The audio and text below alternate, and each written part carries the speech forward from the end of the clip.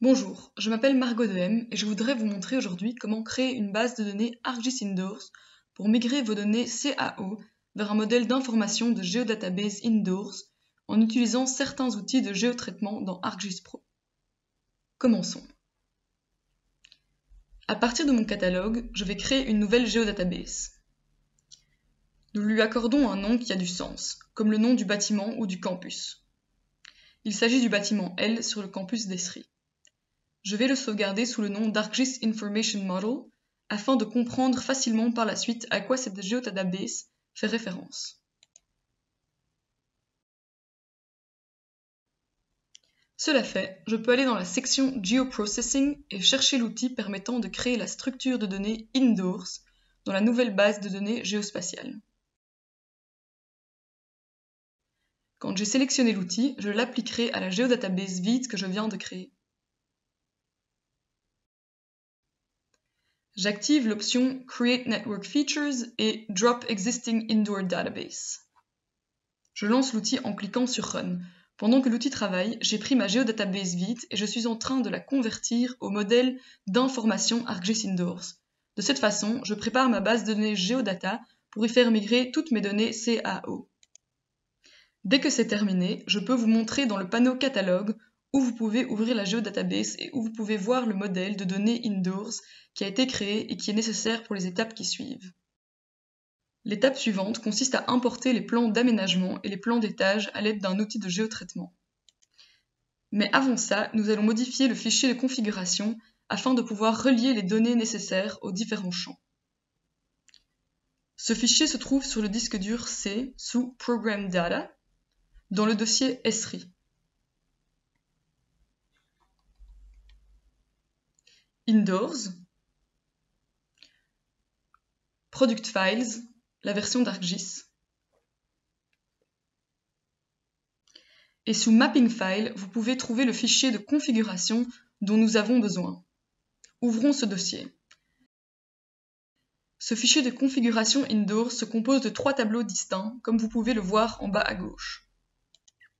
Calculator to Feature Class Mapping doit relier le nom des couches CAO d'entrée à la fonction de sortie SIG correspondante. En fonction des couches des plans d'étage provenant des fichiers CAO, l'outil Geoprocessing d'Indoors utilisera les colonnes des tableaux pour différencier dans votre modèle ArcGIS Indoors. Le deuxième tableau est utilisé à des fins d'installation et de maintenance et contient des métadonnées relatives aux installations, telles que le nom du bâtiment, l'identifiant unique, l'adresse, le nombre d'étages, les niveaux, les hauteurs, etc. Le troisième tableau, Level Properties, contient le nom de fichier de vos images CAO, les noms par étage, les informations sur la hauteur relative et quelques autres options. Des multiples informations sont disponibles si vous avez besoin d'aide afin de remplir les colonnes de ces tableaux.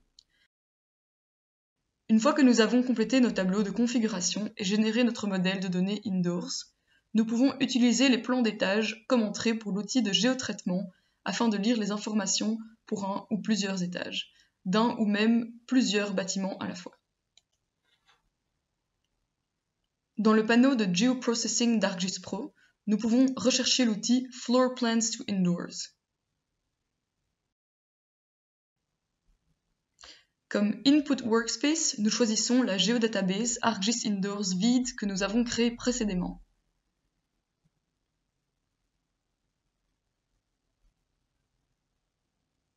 Nous sélectionnons ensuite le modèle d'entrée Excel en cliquant sur le dossier et nous naviguons vers le dossier qui contient le fichier avec les tableaux complétés.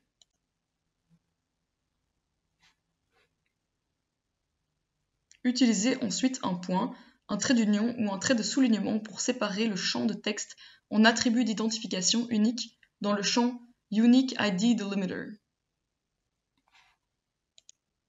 Le Silver QA Threshold est un seuil à la circonférence d'un polygone par rapport à la surface.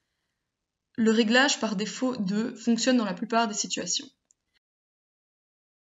Si nécessaire, nous pouvons également définir le Door Close Buffer. Il s'agit d'une valeur en centimètres qui peut aider à combler des lacunes dans la géométrie pour apporter des corrections, par exemple en cas d'interruption éventuelle de polygones et de lignes. Lorsque vous avez rempli tous les paramètres, cliquez sur Run pour lancer l'outil de géotraitement Floor Plans to Indoors. Vous pouvez voir qu'il a été réalisé fructueusement. Désormais, vous pouvez ajouter des données à la même carte sur laquelle vous travaillez,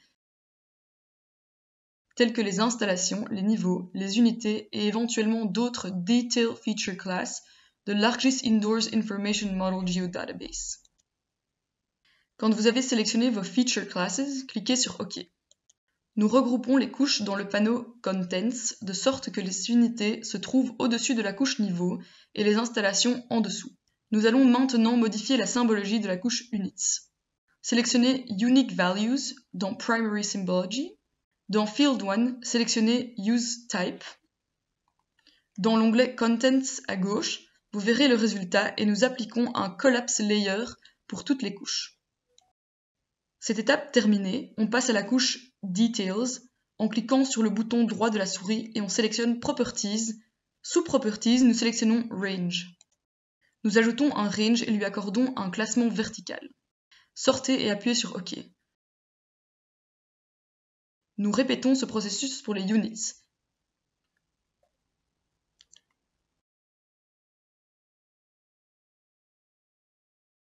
Et les levels.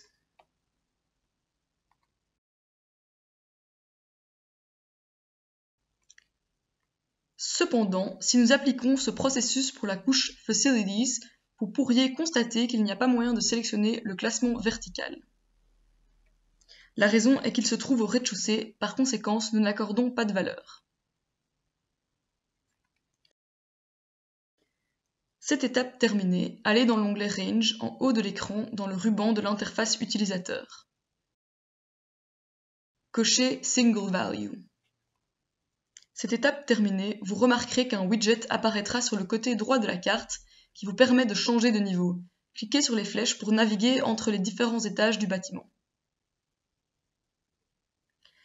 Nous avons fait les préparatifs nécessaires pour intégrer les différents plans et aménagements dans notre environnement de travail grâce à ArcGIS Indoors. Sur base de cette approche, nous passerons en revue quelques cas pratiques. Voici le bâtiment Q du campus Esri, et c'est ici que je me trouve actuellement. Nous pouvons facilement visualiser plus de détails sur chaque pièce, comme le type de pièce, le numéro de contact, la capacité, et nous pouvons également explorer chaque étage de ce bâtiment. Nous pouvons également passer en 3D pour voir tous les étages du campus en même temps. Chaque bâtiment, chaque étage et chaque pièce est désormais affiché en 3D. Voici les tampons d'1,5 m dans chaque bureau qui indiquent l'espace disponible. Les tampons violet, orange et vert sont des zones de sécurité à l'intérieur des murs du bâtiment, mais les tampons bleus sont notre principal intérêt. Il s'agit des lieux où les employés sont trop proches les uns des autres dans leur espace de travail. Jetons un coup d'œil au bâtiment qui offre de nombreux postes de travail individuels, ce qui crée donc des potentiels conflits pour pouvoir s'asseoir en conservant des distances sûres. Les zones rouges sont celles où les tampons d'1,5 m se chevauchent. En effectuant une inspection du bureau avec le collector, nous avons pu recueillir plus de détails sur ces zones, comme la mesure des hauteurs et la collecte des photos. Le nouveau Space Planner d'ArcGIS Indoors est l'outil parfait pour cela. Ouvrons le plan pour lundi, mardi et mercredi. Nous allons mettre à jour un plan de répartition des places afin d'offrir à chacun un lieu de travail sûr. Zoomons ici sur ces postes de travail. Les tons clairs sont des postes de travail occupés tandis que les foncés montrent les emplacements libres. Les conflits potentiels sont indiqués en rouge. En haut à gauche, nous avons une densité de personnel très élevée avec des espaces de travail qui se chevauchent. Nous voulons trouver un endroit plus sûr pour Bernadette. Pour ce faire, libérons d'abord son poste actuel. La prochaine étape consiste à trouver une option plus sûre pour Bernadette. L'espace est assez restreint ici. Nous allons donc jeter un coup d'œil à un autre étage. Il ne nous reste plus qu'à affecter Bernadette à un bureau disponible. Et le plan de répartition des places sera adapté. Le dernier update que nous pouvons faire est une alternative à l'attribution traditionnelle des postes de travail. C'est une méthode d'attribution des postes plus flexible appelée bureau-hôtel. Retournons au bâtiment Q et assignons certains de ces bureaux comme bureau-hôtel. Cela permettra de consolider l'espace pour le nombre croissant d'entre nous qui travaillent à domicile. Pour sélectionner ces bureaux, je dessine un polygone pour les sélectionner tous en même temps et les assigner ensuite comme hôtel.